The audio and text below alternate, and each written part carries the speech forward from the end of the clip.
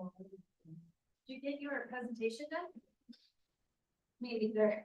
Yeah, no, I got it pretty early to try to crank it out and I was working on it last night and my power charger wasn't on my laptop and I just had a regular You dock. lost all of it. Yeah, about an hour and a half worth of it. You lost. Yeah, Everybody's telling me that they're just leaving it. except Amy. Amy has PowerPoint. Come on. You know, but I'm about middle of the pack, so I'll, gauge it. You're on the last day, right? Yeah. So I can go in the hotel room and rewrite the whole thing at the beach. Yeah. Yeah, you could. I'll do it right before our break, right before Matthew. I wanted to be before Matthew, because I was like, he could talk to anybody, so. But I was trying to look back at all these skills that we learned. I'm like, it's just kind of focus skill. Some of the stuff that they taught us, one of those trust. It's with that trust is every relationship. Yeah. It's not something they just learn and get trained. Yeah, that's a little. Training will have come. Yeah, it's just Yes, leadership it's training. great timing too. Yeah. Yeah. It's horrible time. Gotta be in the middle of budget, if we have to go out to Portland Thursday and Friday. Yeah, right. To do this presentation. Yeah. Each other. Yeah. each other. So it's in that regard, it's less stress, but. It's a tough audience, I don't know. Well, there's said that they're sitting there, so, Yeah, two others actually, yeah, so if they weren't there, I would be like, whatever. Great about it. I haven't much data. Beaverton and then Clark County. Clark County. Yeah, and so. Yeah,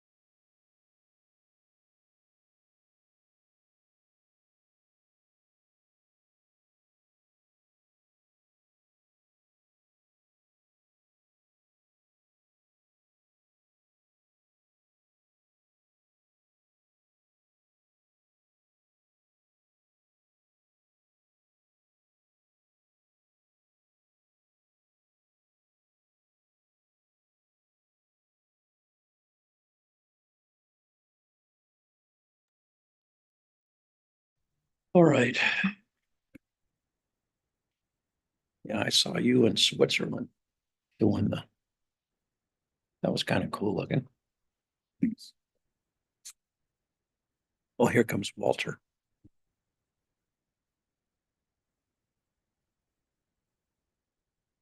All right. 2 minutes and we'll dock your pay. Okay. From 0 to what? To minus, Oh, he buys the dessert next time. yeah, that's right. You bring dessert next meeting. Nelson, Okay, you know, we. Oh, you guys, okay.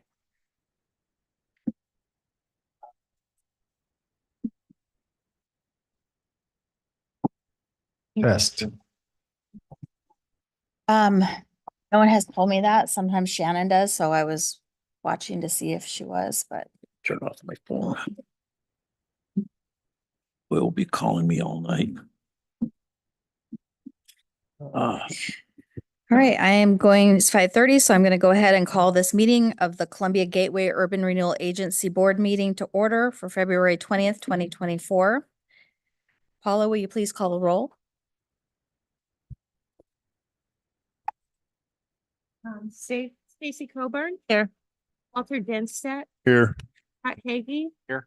Darcy Long, Here.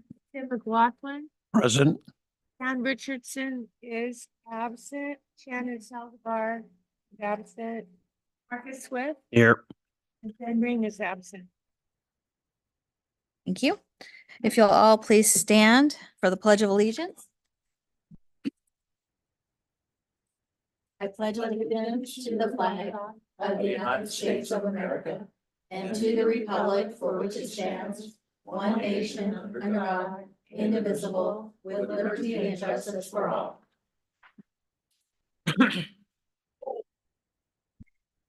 We have one addition to the agenda tonight. Action item 9B is going to be the 8th addendum for the Granada project.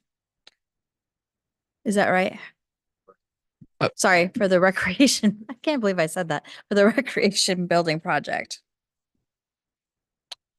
No, it's okay. I wish I had some. Can I get a motion to approve the agenda? So moved. Second. So it's been moved by Scott Higgy and seconded by Stacy Coburn to approve the agenda as amended. All in favor, say aye. Aye. Aye. Aye. Any opposed? Okay, motion passes unanimously. At this time, we are going to have, we're going to elect officers. We did not do that in January. We didn't have a very good attendance then. So we are going to be electing both president and a vice president. Do we have any nominations, self-nominations or I nominate Darcy Long for president. second? We have a second. 2 seconds. 2 seconds. 2 seconds.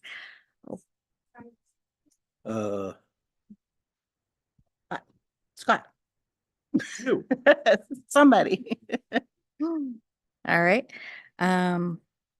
Is there any discussion or anyone else interested in a self-nomination or otherwise nomination?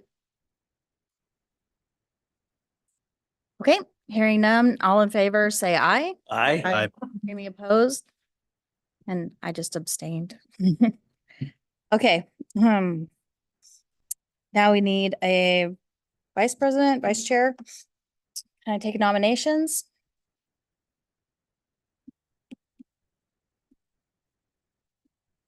Self-nominations. I'd move Marcus Swift.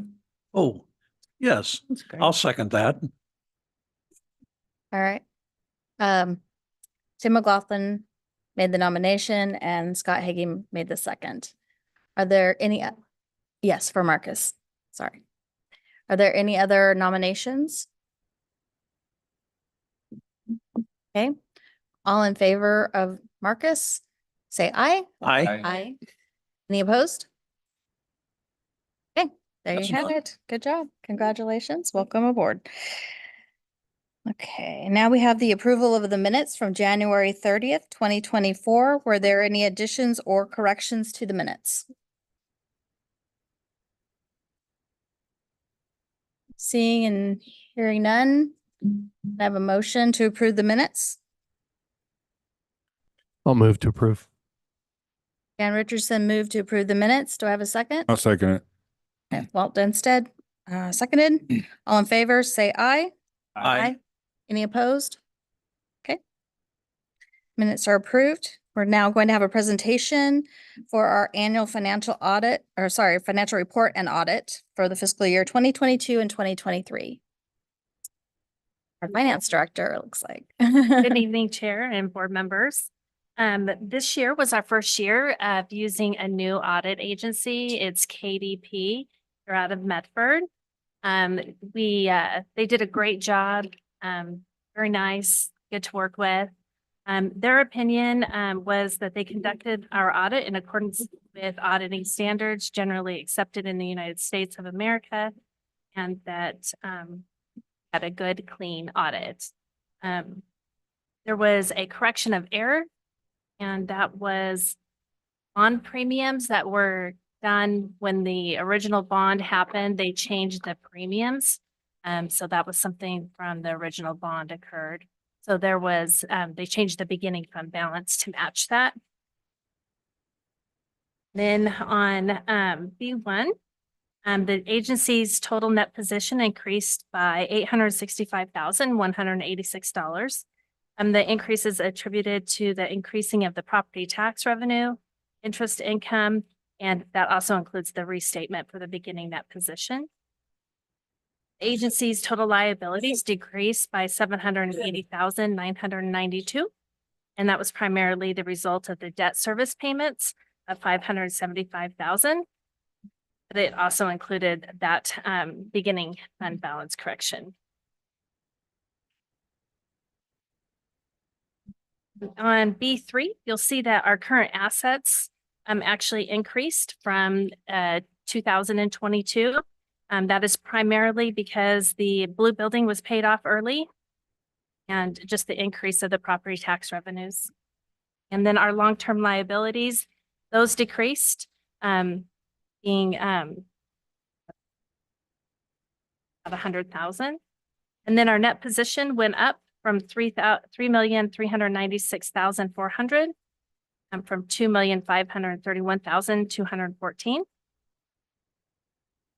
On page B4, just the over-year look at the financial statements. The general governmental, what is 554,000. From 2022, it was 245,590. And this is due to the capital project by the city of the Mill Creek project. Does anyone have any questions on anything else? Any questions for the finance director? No? Nope. That was easy.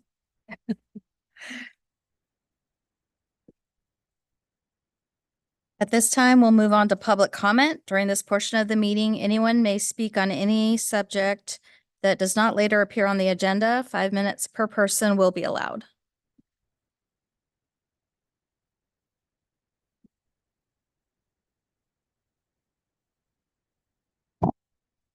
Chair Long, Yes. I may, there's one other item under the financials, and that's the annual report. Oh, I'm sorry. Yeah, Yes. and to see if you have any questions on that one. The numbers largely correspond with the audit. That's the Lane Howard, it's a separate contract. Mhm. This is the annual report, comes out every year, and it's distributed to all of the taxing districts. Ground publication schedule, it needs to be published twice before March 1st. That's been accomplished or is being accomplished now in a few weeks. We'll mail out a copy, email a copy, actually, all of the taxing. Okay. That's in your report also. The rough summary of the audit, same basic numbers. Okay. Did anybody have any questions about that or No. the process? No. Okay. Thank you. Sorry about that. Thanks for Thank you. correcting me. Josh for the reminder. Do we have anyone wishes? Yes. Oh, do we have a microphone for her? Gonna be very short anyway. Lindsay Jemay. Yeah, we get to be on Very camera and name and address for the record. Lindsay Jemay, 116th Street. I just wanted to let you guys know there's a new board that I'm a part of, which is the Dallas Main Street, and we're really working to revitalize it. So there is 80% of new board members that have joined, and I've been asked to start attending these meetings to be the liaison between Main Street and Urban Renewal. So start seeing my face a lot more. I'm familiar with Urban Renewal being a building. Hi, Chair Long. I'm sorry to interrupt. I don't believe Ms. Jamay's microphone is on. Excuse me. Jonathan, can you hear her?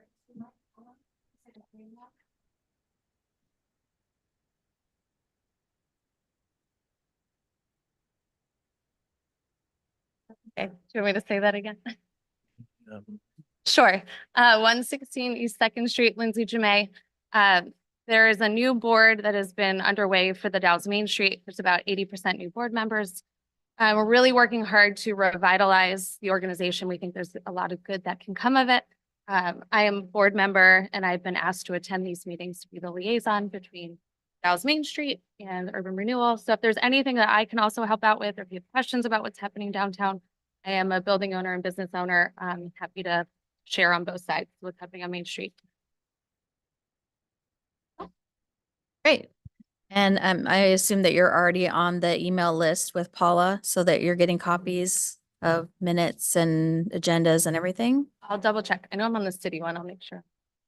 Okay, so yeah, we'll make sure, and staff let me know that they were going to be working with you. And also, if you'd like to set up a regular time, like once a month or whatever, to touch base with me, we can do that as well. Yeah, thanks. Any other public comment?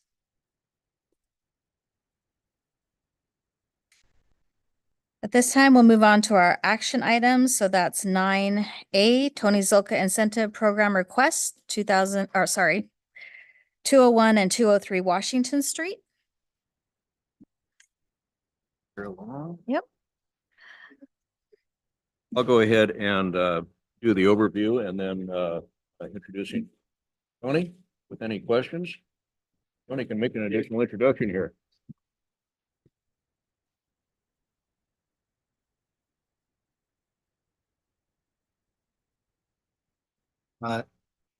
So we have actually we're kind of breaking some new ground with this one. This is a incentive program in addition to being a best for larger share of funding through following up on a DDA that Mr. Zilka had into with the agency some time back. This regards the old Blue building. So this was one component of the former Granada block. The agency had acquired the Blue building and then sold it to Mr. Zilka. As Angie noted in her report, that was paid off a little bit early. So we're on to the next phase of that, and that is redevelopment of the Blue building. In your packet, you have construction budget, and other details that speaks to Mr. Zilka's plans for that building. There are two different phases. One, the one we're looking at tonight, is the development of several commercial spaces on the first floor and 9 residential units. So between all of that, we qualify for multiple different aspects of the incentive program. $50,000 grant for the commercial aspect of that as mixed use because it creates at least one new residential. Also qualify for the $150,000 mixed use grant. Then finally, there's a multiplier involving the number of residential units. There are 9. So the limit on that is $10,000 for SGC reimbursement to the city Parks District. Now, we're not at that limit actually because the building already qualifies for some discounts. For instance, it doesn't have a stormwater requirement. It already has a roof. It has existing water.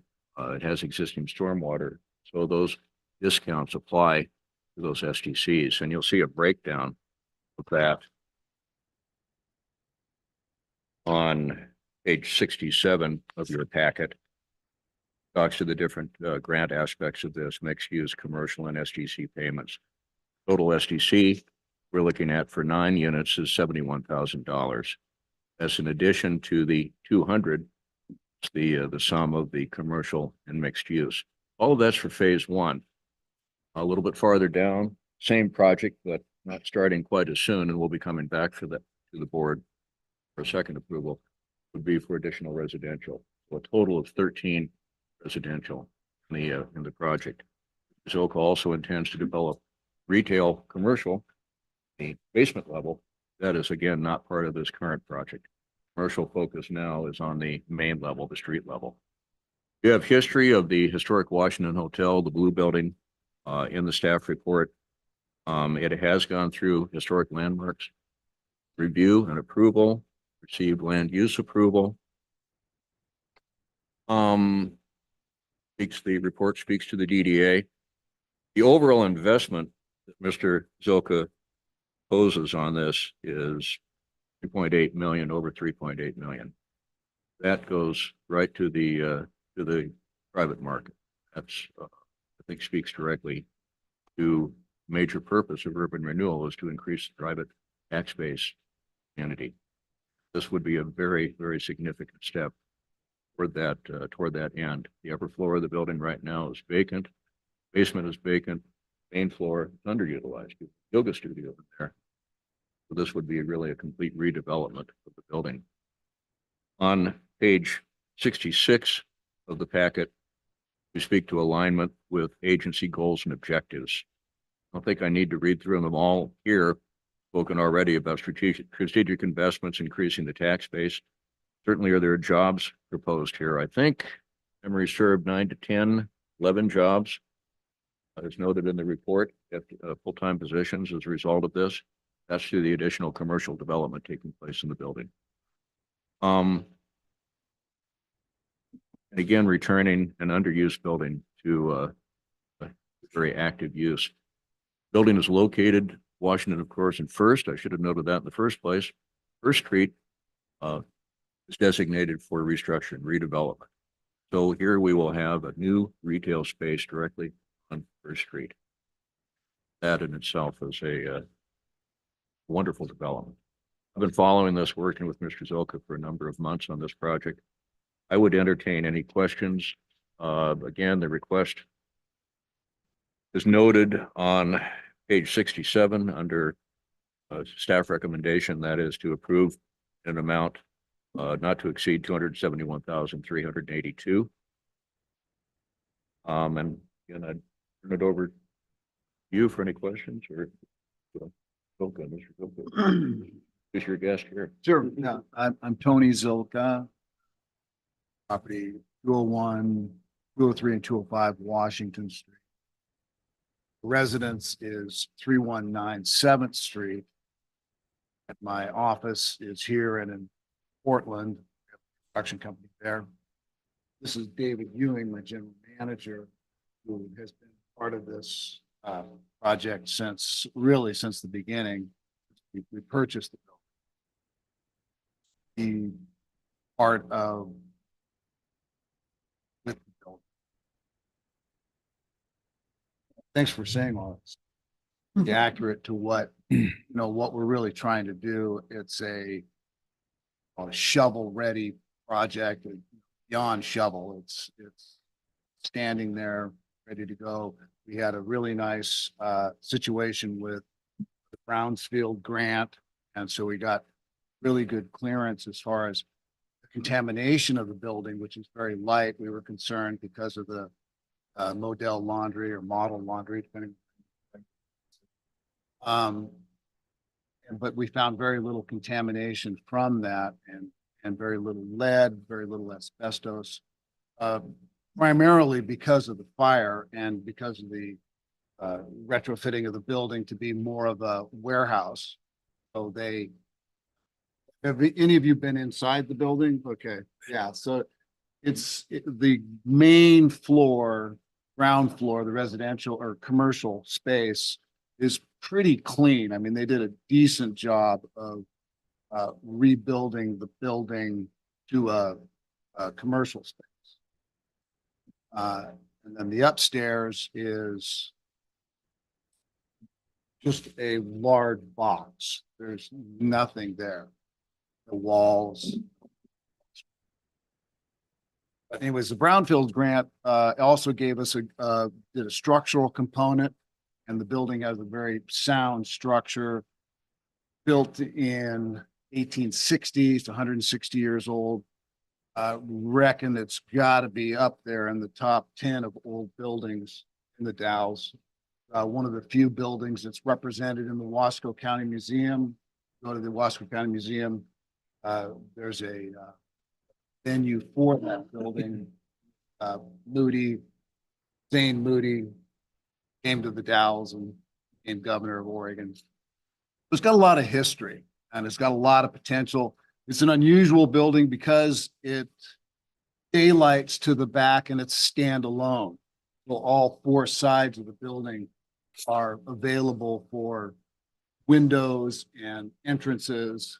In the back with the parking lot, we have 25 feet of the parking lot, so we can do things in the back that would really make the building accessible to the neighborhood.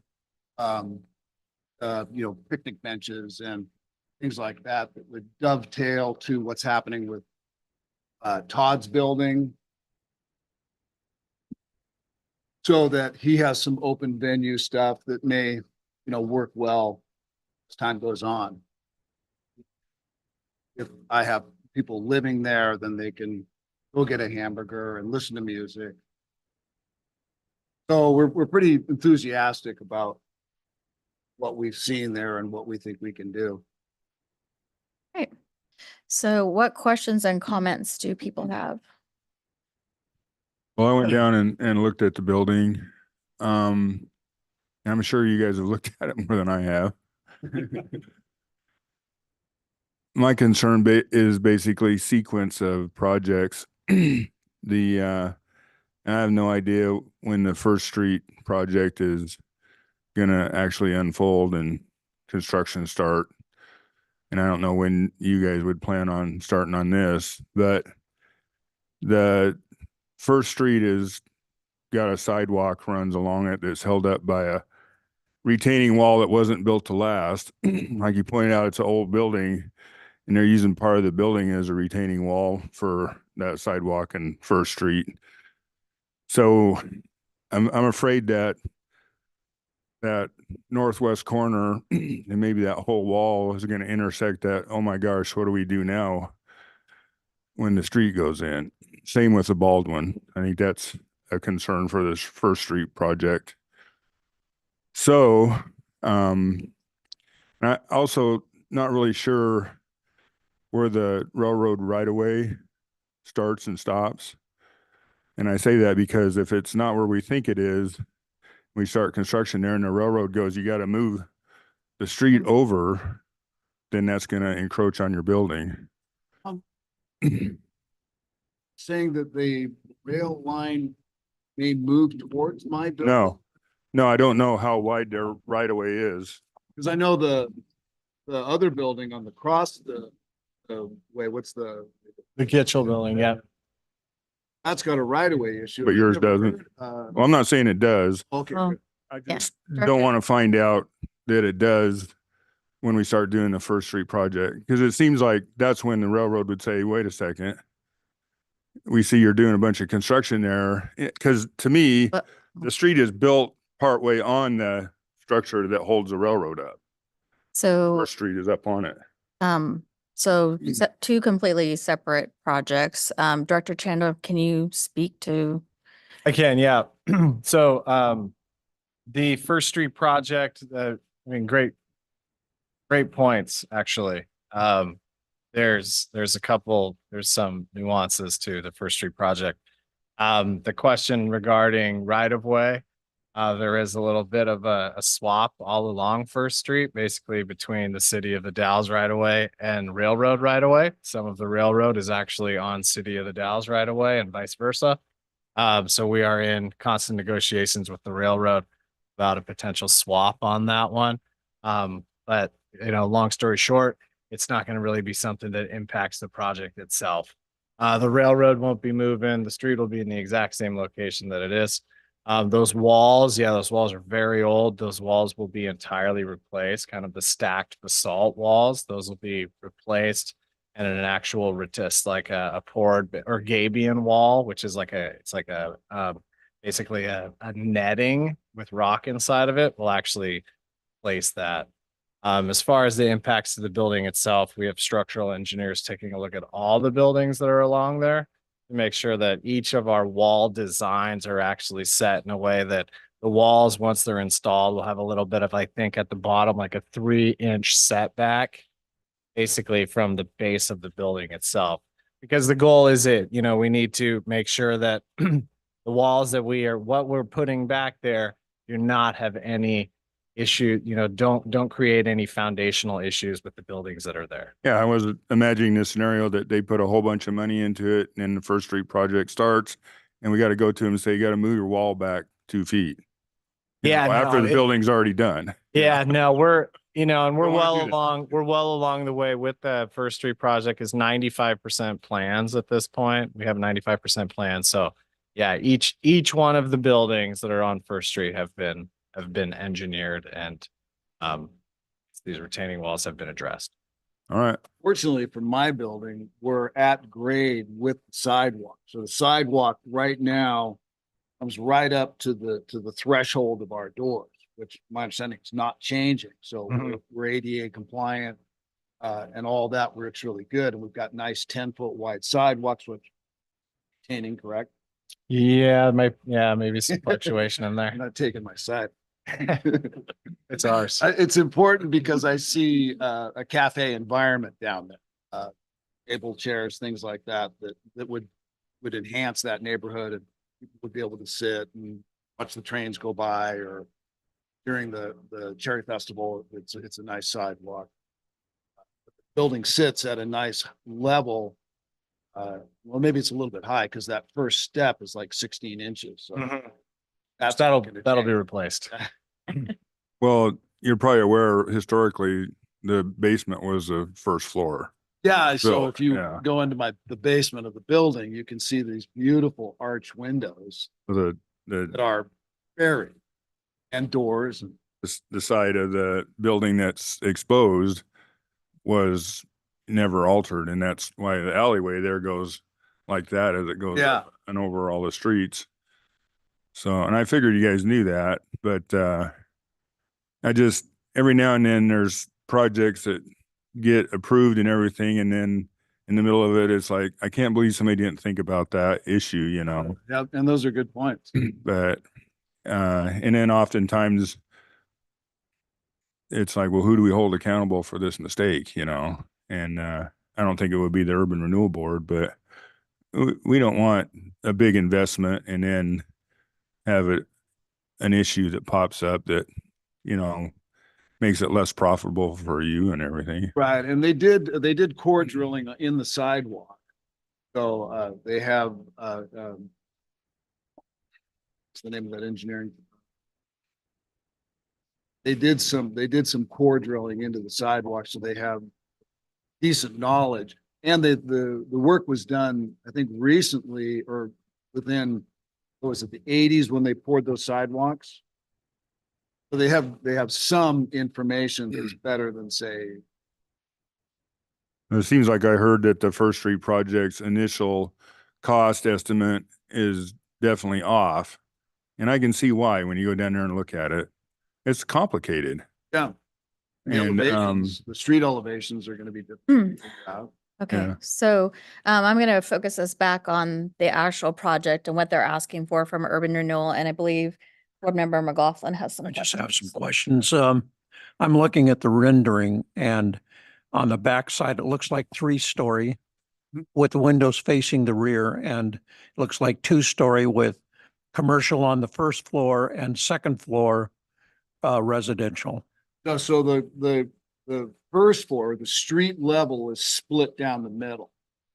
Sort of, everything in the Dalles, you're not supposed to have residential facing the street. So back half of the building that's elevated is gonna be residential.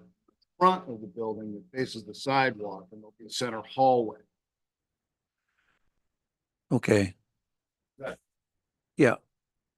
Well, I'll look into it a little bit more because this is the first time that I'm looking at it, but I'm looking, it looks like from the rendering that there are people on the roof. Do you have a, That was a wish and a dream but that was a rooftop venue. correct? And the renderings you're looking at was a few years back, and those are kind of lofty goals. So we're not looking at a rooftop. Not at this point. It needs to go through, got to go through some, if that happens, I got to go through historic and some other things. Correct. That happen and get an access up there, which would be probably an elevator. All right, let me ask a few more, and this is just for my own curiosity. The size of the residential units, are they 1, 2? Mostly a one bedroom and studio. Got it. And approximate cost, do you have in what category? Like $250 a foot, $300 a foot. Is that what your question? Oh, like a monthly rental on those? Monthly rental. Yeah, Well, talking to real estate agents, we're somewhere between $1,500 and $1,800 a month, maybe, but on a studio, it may be lower, say 12 to 1,300. all right. Those are the 3 questions that I had. I think it's a forward-looking development, and I'd like to learn more, but I'm encouraged by what you're doing. Well, I can talk all day about that bill. Sure. Stop me. It's the most interesting building, the fact that it's so law at the moment, but it's got such character and history behind it. That's what fascinated us about the building when we first started playing with it. Is that how you take it, move the rock, it becomes something else, Right. Fire, the stories of the history way back to the governor. It's just, we love that stuff. We've been building things for all of our lives. Houses and buildings have a story, and that's kind of where we come from in this. We're very sensitive to the story, and we'd like to have it enhanced and let it fit some of the other wonderful structures you've added. Right. It's great. When I arrived to the Dalles in 1974, it was a saddlery it had on that corner. And also those brick arched, that was to facilitate the Chinese population that lived underground. And they went from building to building, and you'll find them on 2nd Street as well, on the basements of those buildings where they would travel. Now they're all filled in. Yeah. But at one time they were a subterranean city. So that's part of the history of the Dalles. Basically, it fills it up. Yep. Board Member Colburn? And can you comment just and refresh our memory or my memory as far as the timing of the funds and ensuring completion so we don't get ahead of ourselves and kind of how that happens and We'll be going into that in more detail with Nick's review of finances. This is within current budget. right. So we have that amount, and we can expand within 2 years with your project. So But as far as like ensuring that we're not paying on something that's not yet completed, or ensuring that it is going to get completed, that we don't get our financial cart before his completion, I guess is what I'm asking. his project we would lock in through this agreement our ability to pay for his project. That falls within our current financial capacity, the amount budgeted now and foreseen. The overall, so this is 271,000. We have maximum indebtedness is around about 5.7 now under the most recent analysis. We do have some things coming down off of that, Basalt Commons, First Street, Federal Street Plaza, but still somewhere in the neighborhood of 2.5 maybe to 3 million. Those are rough, and Councilor Richardson was asking some good questions via email on that same topic earlier. And again, that's a lot of the purpose of the later financial analysis we'll go into with Nick. Right. I could tell you though, with the those ballparks, yeah, we can cover 271. Right. That's not going to be. No, and I think I'm sorry, I'm not being very clear because I'm not sure exactly how best to word it, but just want to make sure that if we're granting money through the incentive program, that his project's going to get completed. So what safeguards does Urban Renewal, this group, have to ensure that this project gets completed? What takes place, and Josh, correct me if I'm wrong, on a reimbursement basis. So that as he completes work, he would invoice us, so we know that work has been. He would be providing us, as with any other incentive program. We don't provide a grant in advance. It's up to the builder to, okay, here are my invoices, here are proof of payment. But in addition to the match that he needs, which is well exceeded with Right. 3.8 million. Right. Nope, for sure. And there's still the city agency and parks are still ironing out an IGA for the disbursement of SDCs. Right. So SDCs those are gonna be triggered by, it's looking like a certificate of occupancy. So therefore, we're getting to the point where we want all these projects to succeed, but in the event that a project falls through, we want to make sure that the agency didn't put a bunch of money out for a project and the project fall apart. So that's a safeguard, and it'll be an IGA that we are establishing. It'll be something that's probably in front of city council within the next. Thank you. That helps. Thank you. Yes, Board Member Richardson. Thank you, Chair Long, and thanks for your question, Stacy. I have a couple of dollars and cents questions myself.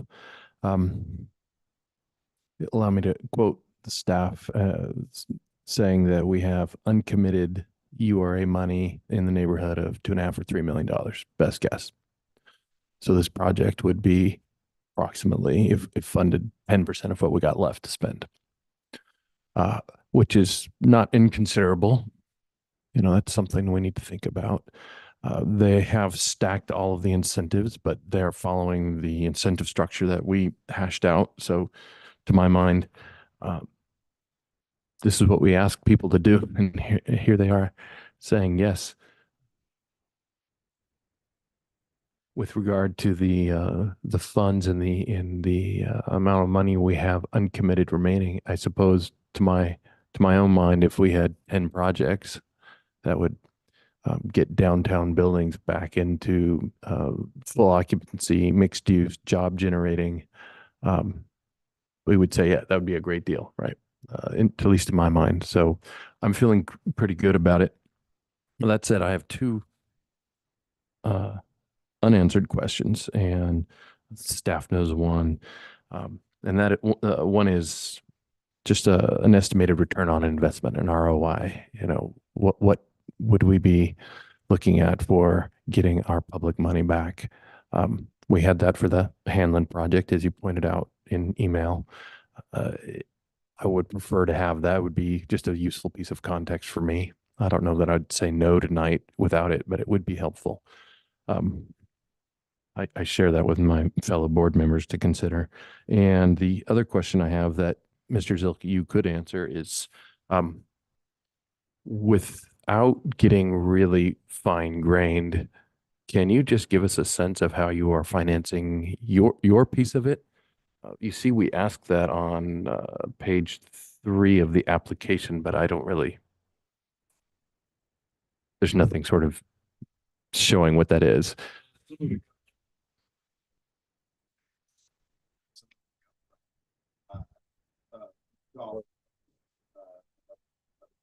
Lending source. I'm sorry to interrupt, Chair Long. It doesn't seem Yes. that the microphone is on. Can you hear? I can now hear. Thank you. We gotta lean into these things. I've been told that myself. So part of it comes from our cash reserves that we have as a company, and then part of it comes from other properties that we own, and we would lean on those properties to bring some of the dollars in that we need. Would you mind answering this question? Do you feel there's a high amount of certainty on your side in financing this project? Well, I've already got commitment from other banks that will, because I own other properties outright. Sure. So I have good, we have a property in Beaverton that's a commercial property. Yeah. Property here, another one in Wishram, which that's not such a great piece of property, but I guess my question ultimately being, if we said yes to this, you feel ready to go, almost ready to go? no, I think, well, I would take, you know, ready, meaning in the next 3-4 months. Yeah. Yes. Thank you.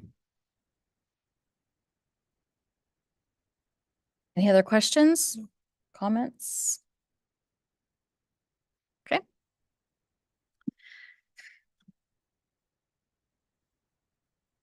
Comment, interesting. Very interesting.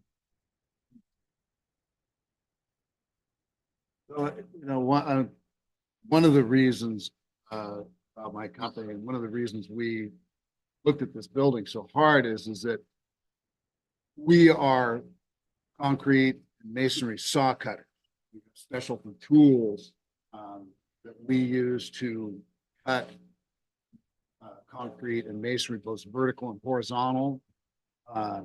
So that building has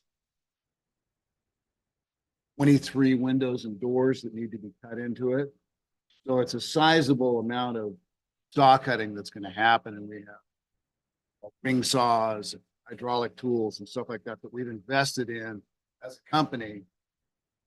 And this building came along to just be part of our company and make this stuff happen. So we've got good knowledge in it. We're looking forward to making this place look totally different than. We have vast commercial experience in building things like this and retrofitting, which is fun, challenging, and gives you the chance to be creative as things tend to be fluid in the construction industry. You start to look at something and you remove a wall or you remove rock and you find something that, whoa, we need to do this to save that. So we're pretty good about being nimble. I like to call why I enjoy working here so much is that we are nimble with what we're able to do. Be creative. It's not just about nails and boards and putting out a widget. We want to make dynamic statement to the things that we build. And this is a blank canvas that is awesome to think about being able to do that. Great.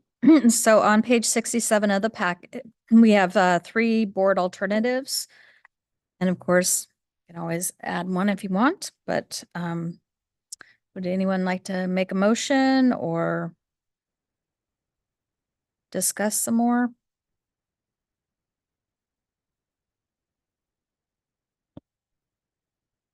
I would move to authorize the agency manager to execute and implement the incentive grant program agreement with A.L. Zilka and Associates Construction in the amount not to exceed $271,382 as presented. Have a motion, I have a second. McLaughlin seconds. discussion? I'm going to support it, but I would like the staff to still do the ROI and bring that back or email it or somehow communicate it. That would be just useful to me. Richard, Richard didn't want to come up with a ballpark, but tonight on record, I'd like to. Yeah, you bet. Thank you. Any other discussion?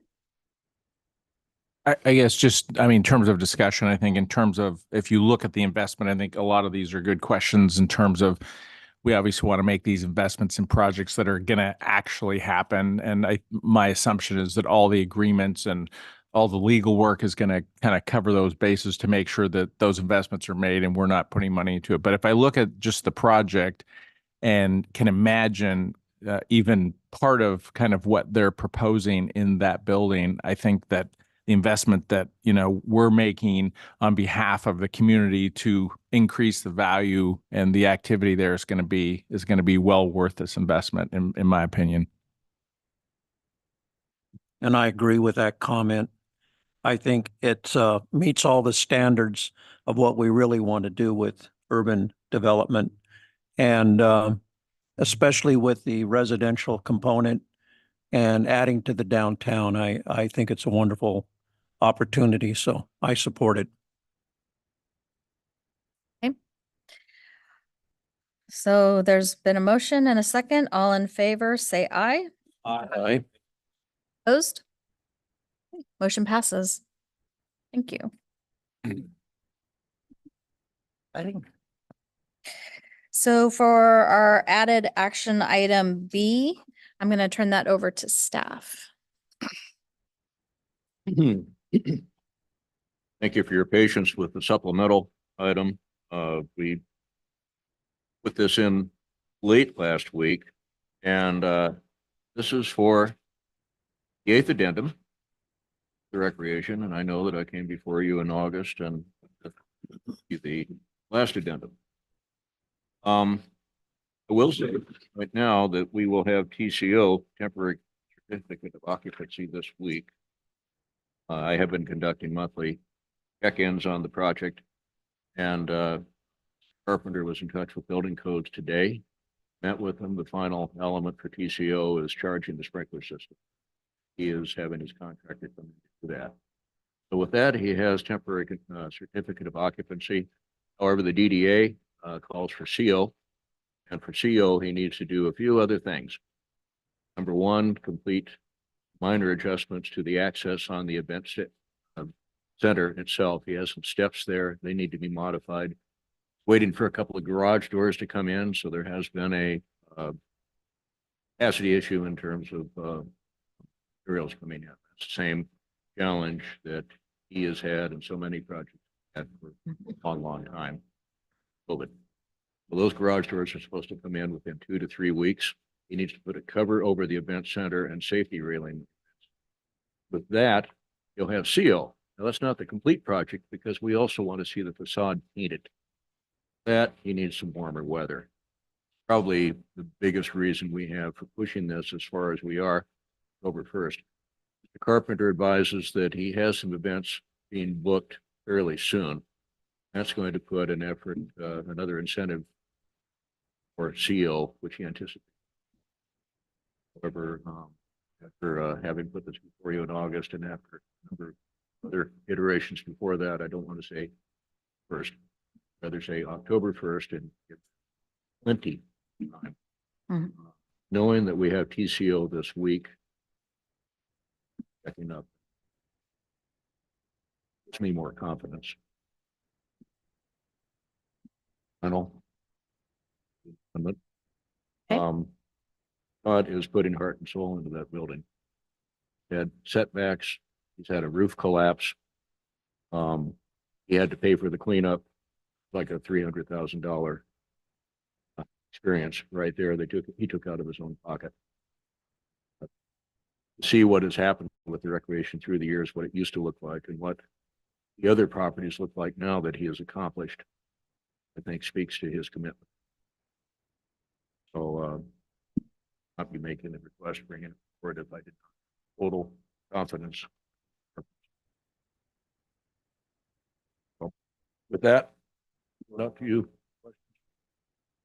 Seems like good evidence that he's been making progress. We're at the temporary certificate of occupancy, and obviously you can see the differences walking downtown. So, well, and if you go through it, flooring is all done, drywall's done, interior finishes are all done, beams are in place, interior painting, electrical, plumbing permits issued, all of that. So there are a lot of key milestones here. any questions, thoughts, concerns? Nope. I have no concerns. All right. In that case, it's on the supplemental agenda. And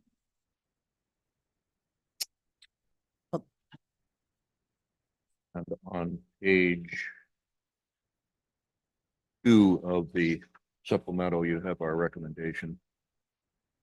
I'll move to authorize the agency manager to execute the 8th addendum to the disposition and development agreement between the Columbia Gateway Urban Renewal Agency and Todd Carpenter and Carla McQuaid for property known as the Recreation Building located at 213-219 East Second Street.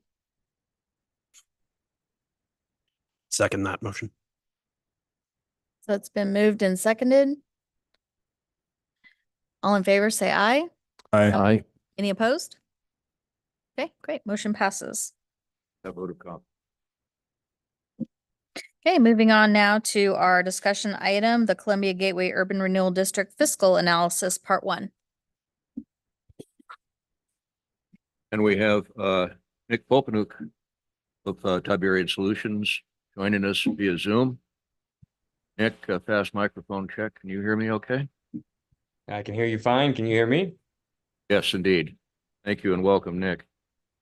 Thank So you. back in March, staff advised the board that we wish to proceed with a update to the plan itself. And we've been discussing this. We started this back in October, I think, getting it again, November, December, reviewing history of the agency, reviewing accomplishments through to date, and talking just in January about the goals and objectives and doing a revision of the goals and objectives.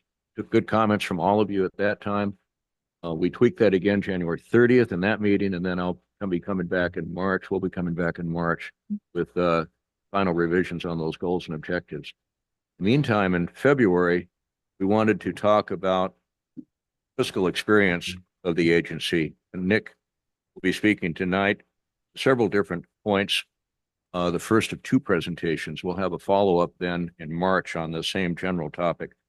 Tonight, a projection of recent assessed evaluation increase in the district, forecast of tax increment financing, TIF forecast and graphic presentation, and that's in your packet, maximum debt capacity, cumulative impacts on taxing districts from 24 to 26, and a projection of increased tax revenues to the district when the district stops collecting TIF in 2026, according to the chart that you see before you. So again, maximum debt currently scheduled to be reached in 2029. That's the date that I've been using for several months now. But even in this analysis, you see it might be possible to advance that.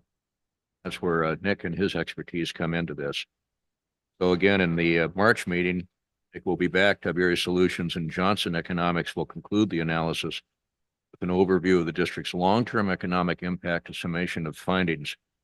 Broader question being, from that point on, does the agency continue if the district, when the district expires? The agency can easily, but be that mission at that point. New district, whatever.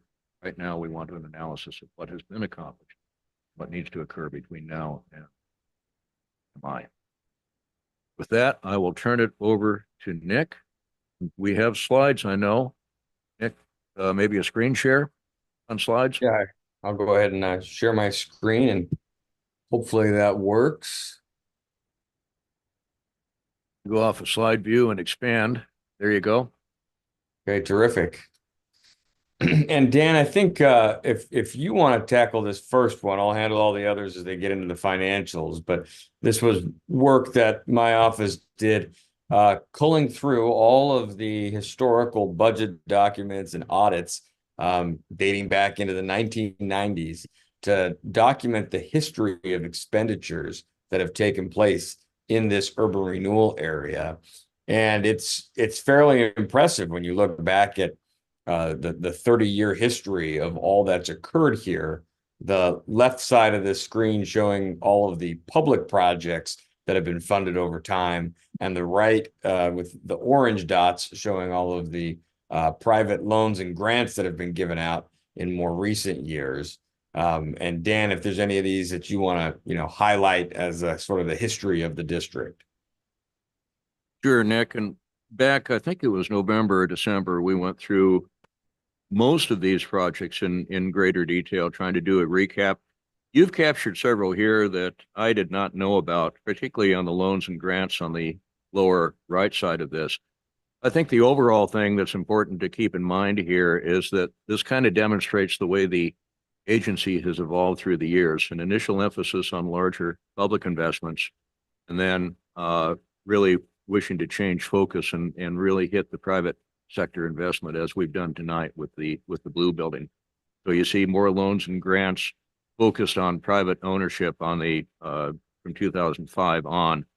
I think going through the list, we talked about all of those public properties, I believe, back in December, I think it was when we went through these.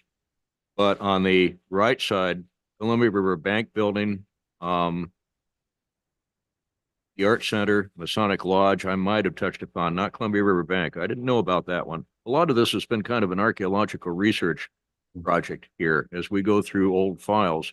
Many captured digitally, going back to about 2002. Many before that, not captured. They're paper version, and some of those paper are in pretty rough shape. So it's always kind of fun to go through and look at the totals. Wonderworks Children's Museum, I did not know about that. Canton Walk, I knew that we've done some previous investment, and actually that'll be a question I'll be bringing up to you again because there might be some additional investment there. Civic Auditorium, through the years, there have been a number of investments. We've spoken about that. The IOF, Oddfellows Hall. I'd forgotten about that one. I knew it at one time. That was a facade project on the first floor. Congregational Church windows. I did not know about that. Those were historic Pioneer windows. I know about the windows. I didn't know we'd made an investment in them. TDRE. I would love it if somebody could tell me what TDRE is. Struggling on that one. Anybody has historical knowledge that I lacking? TDRE. Love to find out. Petit Provence facade. I had not spoken about that one earlier. And then, of course, most recently, so many things that we're doing and have done and continue to do. Quite a list. I think that's probably enough of an historical because we've gone over a lot of this in detail before. Nick? All right. Is there any questions on that? I think it's nice to see how many projects actually have been done and that people might not have realized were urban renewal dollars. No, just to emphasize things like the Marine Terminal, big major, the Union Street Portal, 2nd Street.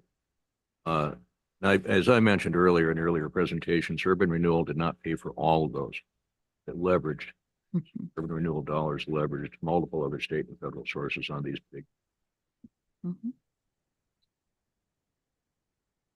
Proceed, Mr. Nick. All right. So moving into more of the detailed financials here, this slide shows the recent historical growth and assessed value in the area, and then our projection for the next few upcoming years. From 2012 to 2024, over that slightly more than a decade period, growth in assessed value has been just over 3% per year. That kind of steady growth is very typical in Oregon communities, especially when they've largely been built out already.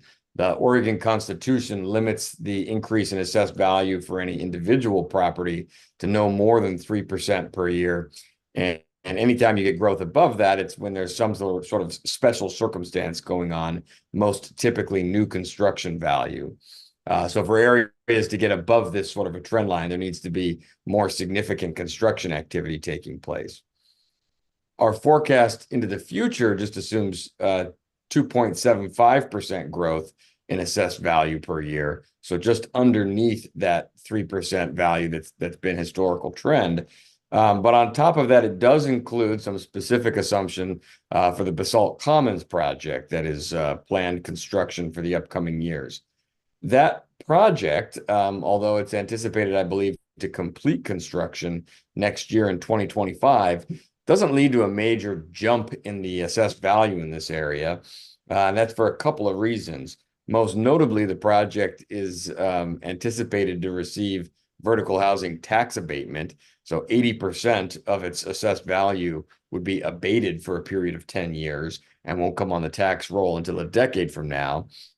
And then for the property value that is coming on the tax roll, there's usually about a 2-year delay between when projects wrap up construction and when they actually come on the tax roll, just in terms of the time it takes for the assessor's office to process that new building and get a valuation sorted out for it and get that tax bill prepared. And then also properties don't, in the state of Oregon, this building may be estimated to have $25 million of construction value. That doesn't mean that the assessed value is going to come on the tax rolls at 25 million. The state has this bifurcated system of looking at real market values separate from assessed values of properties. And because that, there tends to be a sizable gap between the assessed values and real market values of existing properties. And the assessor will take that average gap countywide and apply it to new construction as well. So in this instance, it means that for every dollar of new construction value, you're getting closer to 70 cents or 75 cents on the dollar of assessed value when it does come on the tax roll. So all things being said, our forecast going forward, fairly conservative growth in appreciation. And then the one known project that we are expecting in the area is mostly going to have its jump in value delayed for a longer period of time. That forecast and assessed value leads to total growth in the area going from $127 million worth of value in the current year to up over $134 million of value a couple of years from now in 2026. And we stopped this chart in 2026 because we do believe that's the last year you would need to collect tax increment revenue in order to have enough funds on hand to be able to reach the full amount of your maximum indebtedness and still have enough left over to pay off all the outstanding debt service payments in the area. So, this doesn't mean that just because we have it on the PowerPoint slide today, you're automatically going to lose all your revenue in 2026. But our forecast says that that should be the last year you need to collect revenue. And in fact, that not all the revenue in that year would need to be collected. Oftentimes, we'll actually look at this graphical slide here.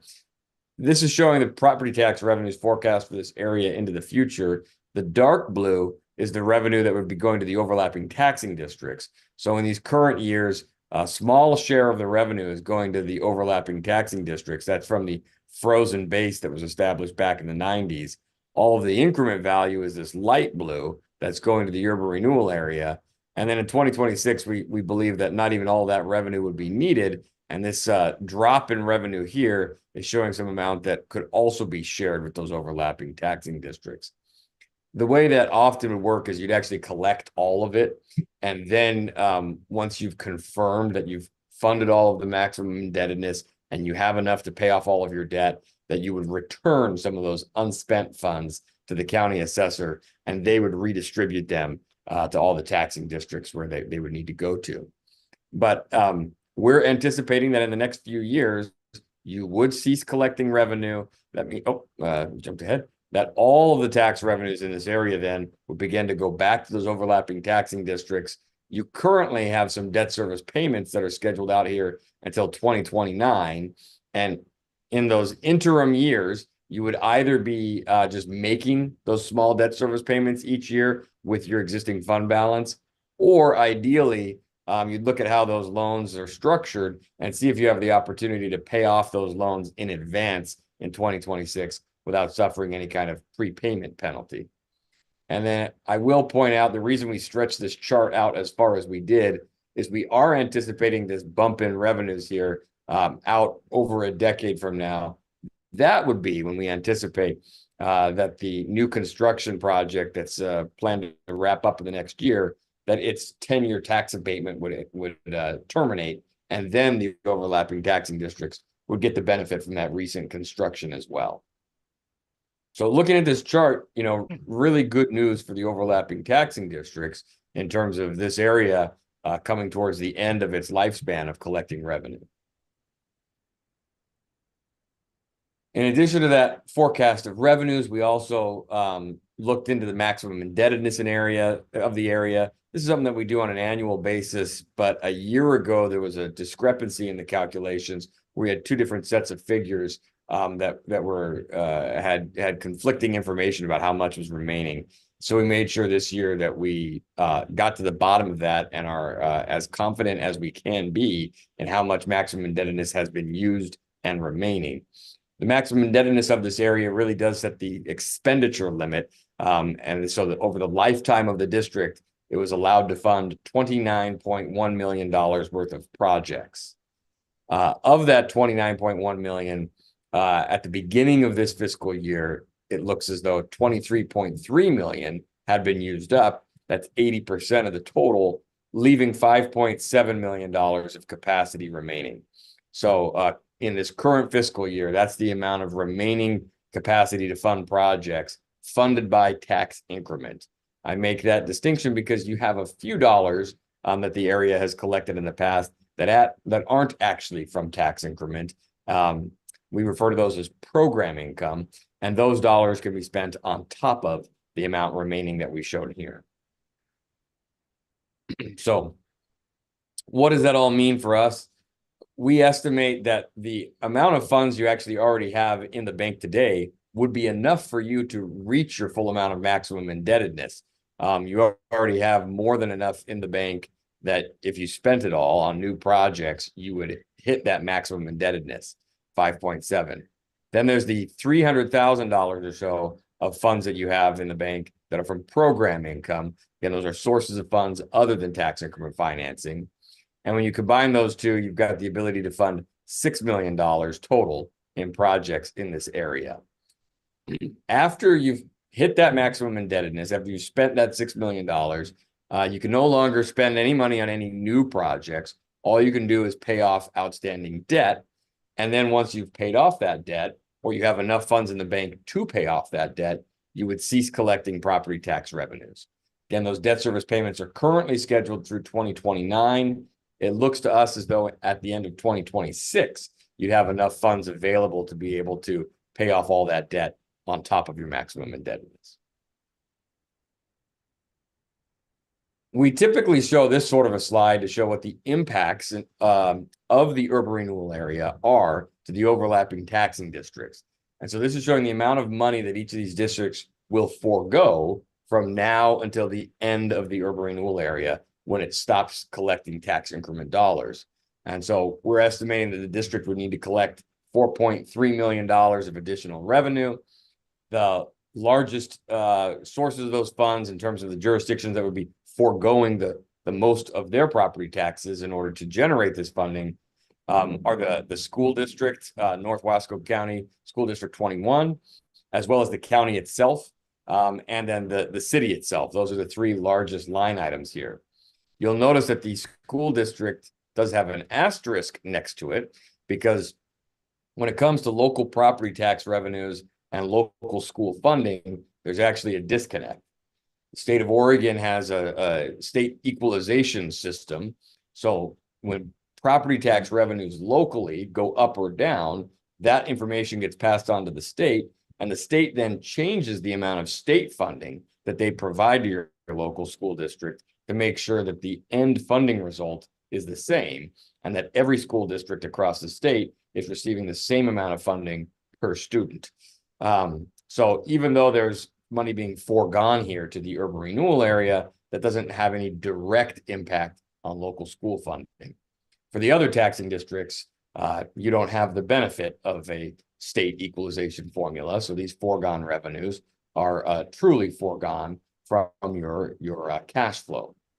I say this is a chart that we typically show for districts because it's how much each agency, each taxing district will be giving up while the urban renewal area is still collecting revenues.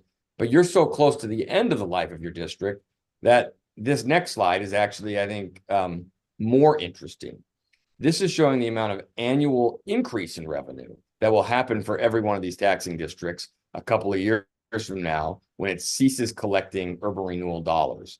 So once this area stops collecting its tax increment, that frozen base level of funding is going to jump way up to be equal to the total amount of tax of assessed value in the area. And that means that we see the county is going to start seeing an extra $500,000 per year of tax revenue. The city is going to start seeing an extra $350,000 per year of tax revenue in the general fund. The school district is going to see an extra $600,000 a year of revenue. But again, it's just the flip side of that same coin.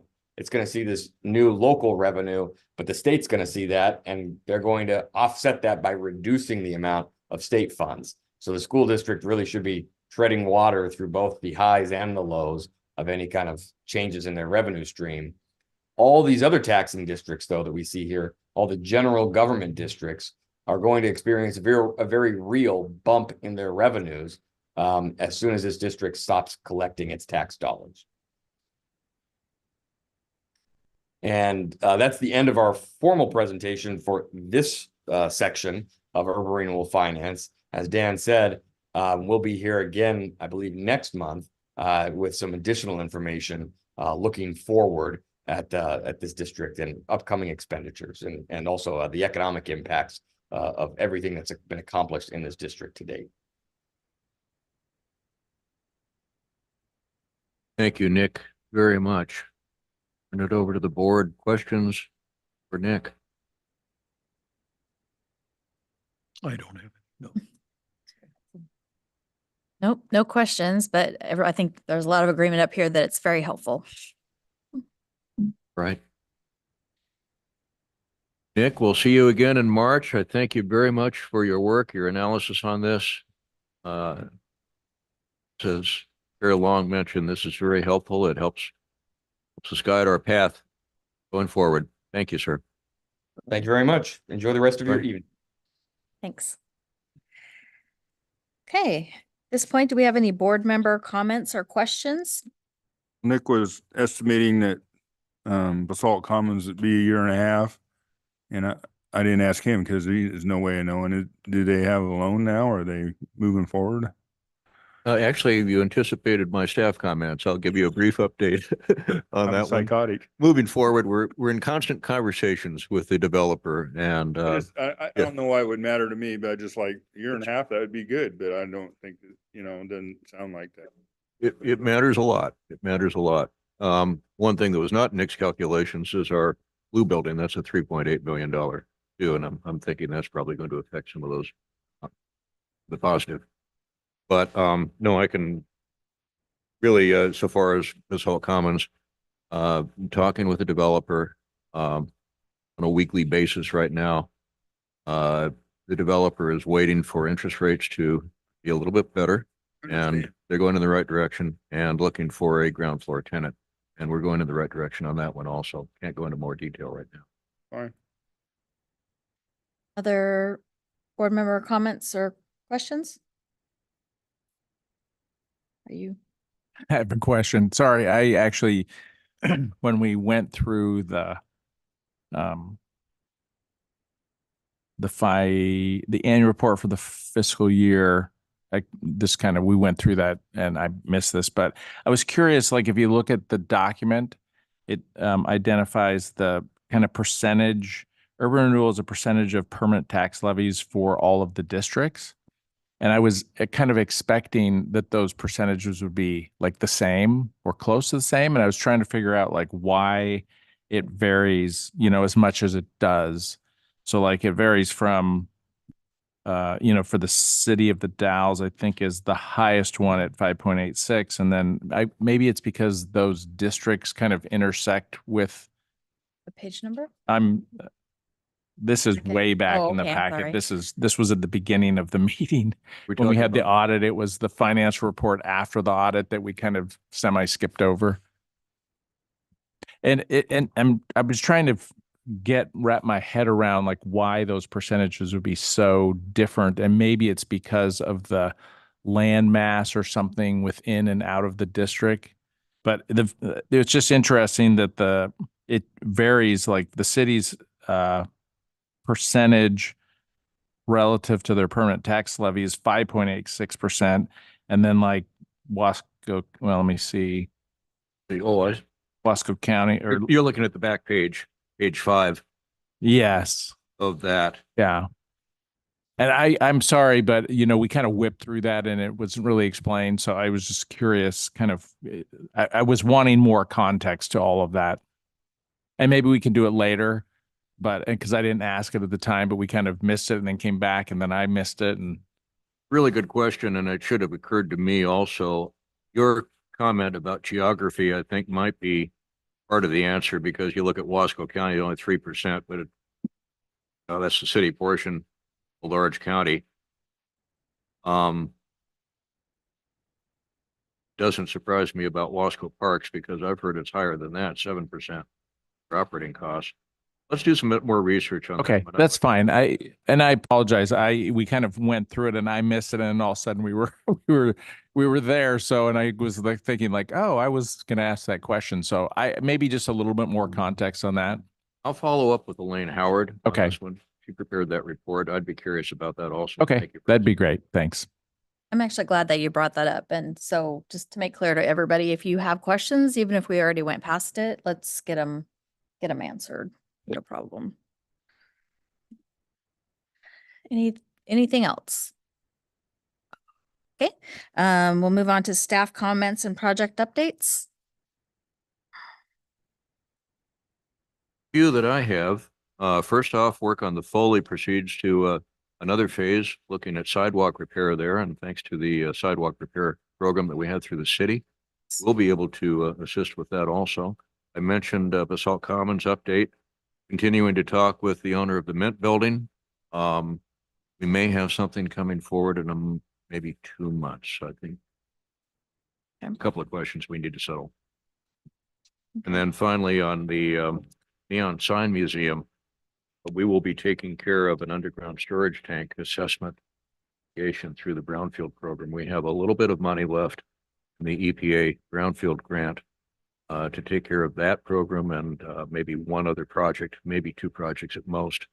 We're awaiting word from EPA on a $500,000 grant. We proposed, hope by May, we'll have an answer on that. Meantime, if you know of brownfield projects in the city of the Dalles, Mid-Columbia Economic Development District has received finally just a week or 2 back authorization from EPA to proceed with their grant. That's $1 million over 5 years. Oh, that's But they've been great. waited for a long time and it finally.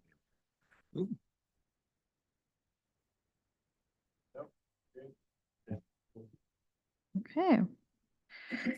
All right. Well, that concludes our meeting and I'm going to go ahead and adjourn the meeting. Thank you. Well, you everyone. I want to get into your